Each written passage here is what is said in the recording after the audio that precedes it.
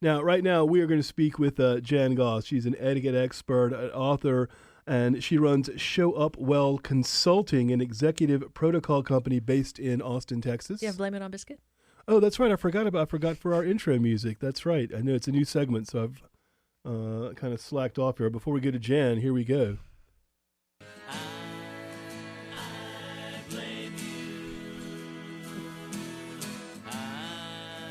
Like all fine, upstanding Americans, we know that the generations coming up behind us are equal parts lazy and terrible. And since we've got one of them right here in the studio, we're not going to waste any more time. We're going to blame it on Biscuit. Yes, our producer, Anthony Biscuit McAvoy, member of Generation Z, and they are terrible tippers. And we're going to talk about that now with Jan Goss. Jan, good morning. Welcome to the program. Hello, good morning. Now, Ryan, with your comments, I'm wondering if you tip yourself.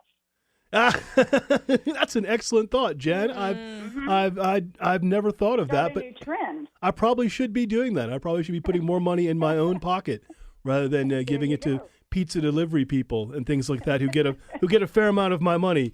I have to say. Now, we have to admit it here. We get headlines all the time. It used to be millennials. Now it's Gen Z that they're killing off this or they're doing this horribly. But in this case, where does it stand? Are Gen Z really, intergenerationally bad tippers? Well, I think that the trend is that, but I do believe that we need to take a very compassionate approach toward them because we are talking mostly about the food and beverage industry when we talk about tipping. Now they're asking for tips for just about anything. But if we focus in more on the food and beverage industry, unless Gen Z or unless they have grown up around that industry or seen their parents tipping generously, or if they've worked in that industry, I think where the confusion comes in is, hold on, what is a tip about? Like, am I being grateful for a service that's being provided for me? Is that what it's about? Is appreciation? Or am I supposed to pay their wage? So I think they're coming from, why am I supposed to pay the wage of the person who's working? So they don't understand how the industry works. Well, to some degree, that is how the industry works. Rather than paying it through just a higher price, you are paying it directly to the person, which gives you the option of not paying it whatsoever.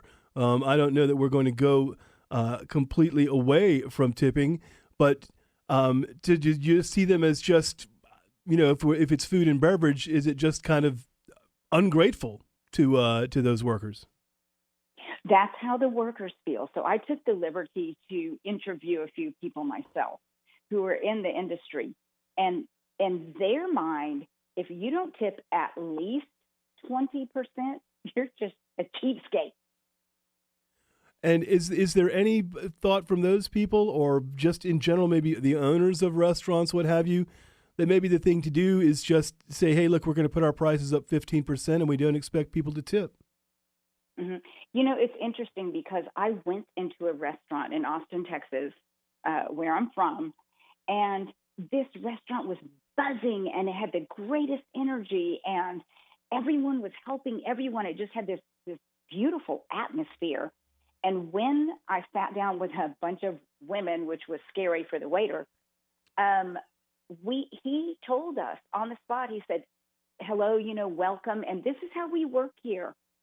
At the end of your meal, you're going to have a 20% gratuity added. We all help each other and we all split. So you have all of us really waiting on you, not just me.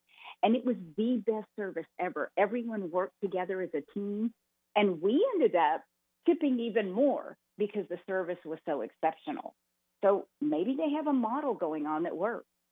So, Jen, one more question here, going back to what you were saying at the beginning as far as tipping outside of the food and beverage industry, because our producer Anthony has told us that his landlord wanted a tip at one point. And so you do see it in unusual places. Does that influence Gen Z?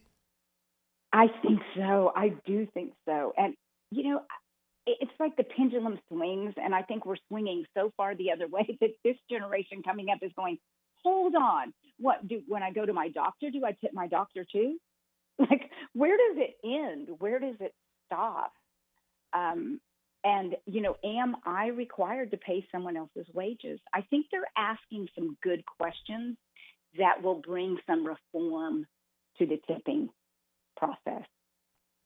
All right, etiquette expert and best-selling author Jan Goss, thank you for joining us this morning. My pleasure.